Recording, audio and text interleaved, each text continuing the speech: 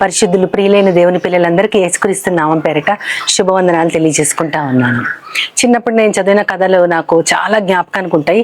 అవన్నీ కూడా దైవ గ్రంథానికి అప్లై చేసుకోవడానికి దేవుడు నేను పెద్దయ్యాక నాకు ఆ జ్ఞానాన్ని అనుగ్రహించారు.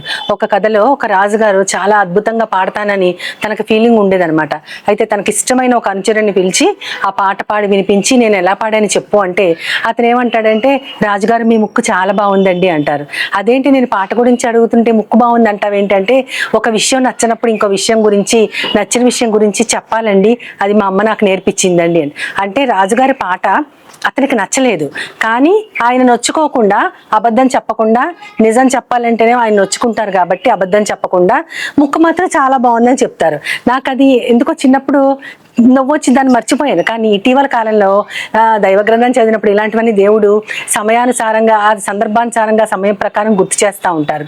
ఎఫెసీయులకు రాస్తూ పౌలు గారు 4వ అధ్యాయం 15వ వచనంలో ఏమని అంటారంటే, ప్రేమ కలిగి సత్యము చెప్పుచు క్రీస్తువలే ఉండుటకు మనం అన్ని విషయాల్లో ఎదుగుదాము అని ఉంటుంది.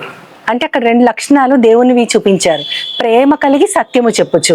ఇదివరకైతే నాకు అర్థమయ్యేది కాదు, ప్రేమ కలిగి సత్యం చెప్పడం ఏంటి, ప్రేమ ఉండాలి, సత్యం ఉండాలి. కానీ ప్రేమ కలిగి సత్యం చెప్పడం అంటే ఊరికినే దైవ గ్రంథంలో దేవుడు వ్రాయించినటువంటి మాటలు. ప్రేమ కలిగి సత్యము చెప్పుటకు మనము క్రీస్తువలే ఉండుటకు అన్ని విషయాల్లో ఎదుగుదామని అంటది. అప్పుడు నాకు మార్కు సువార్త 10వ అధ్యాయం 21వ వచనంలో ఒక ధనవంతుడైన అధికారిని మనకు అక్కడ చూపిస్తారు. ఆయన నిత్య జీవము కోసం యేసుక్రీస్తు దగ్గరికి వచ్చి, నిత్య జీవము కావాలంటే నేనేం చేయాలి అంటే ఆజ్ఞలన్నింటినీ పాటించమంటారు. ఆ ఆజ్ఞలన్నీ చిన్నప్పటి నుంచి నేను పాటిస్తున్నాను అని ఆ యువకుడు, ఆ ధనవంతుడైన అతను అంటాడు. అప్పుడు దేవుడు అక్కడ మంచి మాట ఉంటుంది, అతనిని చూసి అతనిని ప్రేమించి అని ఉంటుంది.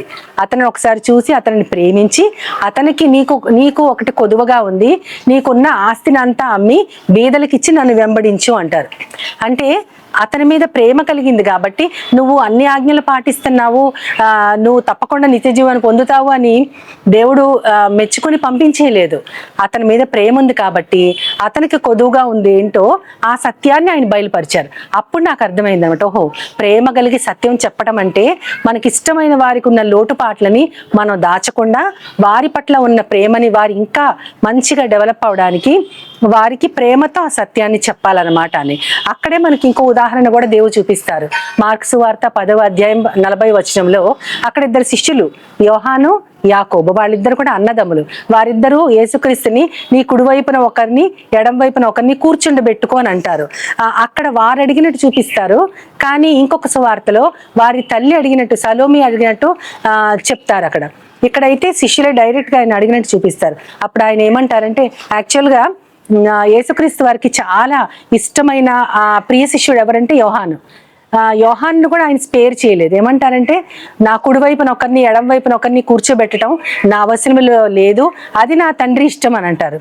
అక్కడ ఎంత చక్కగా ఆయన చెప్పారు అంటే, ఒక అబద్ధం ఆడకుండా వారి పట్ల ప్రేమతో ఇది నా పని కాదు, నా తండ్రి పని అని ఎంతో స్పష్టంగా చెప్పారు. అది కూడా ప్రేమ కలిగి సత్యము చెప్పడమే. అంటే క్రీస్తులో ఉన్న గుణాలు అనేకం మనకు తెలుసు. అవిశ్వాసులకి, ఇతర మతాల్ని ఆచరించే వారికైతే వారు దేవుణ్ణి, యేసుక్రీస్తు ఒక దయగలిగిన వాడుగా, ఎంతో సాత్వికుడుగా, జబ్బుల్ని నయం చేసేవారుగా చెప్పుకుంటారు. కానీ ఆయనలో ఉన్న లక్షణాలు చాలా ఉన్నాయి. అందులో ఇది ముఖ్యమేమో అనిపిస్తుంది. ప్రేమ ఉండాలి, సత్యం ఉండాలి. ఎందుకంటే ప్రేమ ఈ లోకంలో మనం చూపించవచ్చు, కానీ మనం దేవునికి సమీపంగా ఆయన మార్గంలో నడిపించాలి అంటే సత్యం ఏంటో వాళ్ళకి తెలియజేయాలి. ఎందుకంటే యేసుక్రీస్తు వారే సత్యము, ఆయనే మార్గము, ఆయనే జీవము. అంత మాత్రమే కాకుండా ఫిలిప్పీలకు రాస్తూ పౌలు గారు ఇంకొక మాట కూడా అంటారు. 2వ అధ్యాయంలో 6వ వచనంలో, క్రీస్తు యేసునకు కలిగిన మనస్సు మీరు కూడా కలిగి ఉండండి అంటారు. ఆ పై వచనంలో ఆయన ఏమంటారంటే, అందరూ తమ సొంత కార్యాలను చూస్తారు కానీ ఇతరుల కార్యాలని ఎవ్వరు చూడరని అంటారు. అలా అంటూ క్రీస్తు యేసునకు కలిగిన ఈ మనస్సు మీరు కలిగి ఉండండి అని.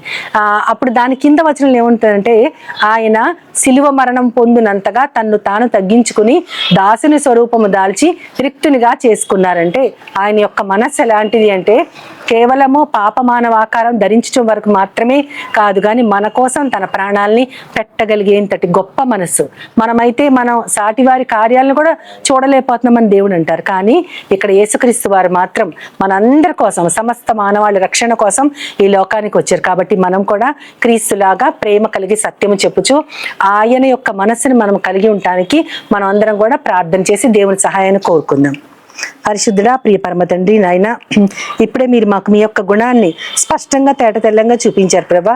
ప్రేమ కలిగి మేము సత్యం చెప్పాలి, అప్పుడే మేము అన్ని విషయాల్లో ఎదగగలగాలి అని చెప్పారు ప్రభా. అన్ని విషయాలు ఎదగాలంటే ఈ 2 గుణాలు ఉండాలని మాకు చూపించారు. కాబట్టి వాటన్నిటినీ మాకందరికి దయచేయమని నీ ప్రియకుమారుడు, నా ప్రియ ప్రభు యేసుక్రీస్తు ద్వారా కోరి ప్రార్థిస్తున్నాను పరమ తండ్రి. ఆమేన్, ఆమేన్, ఆమేన్. వందనాలు. Jesus now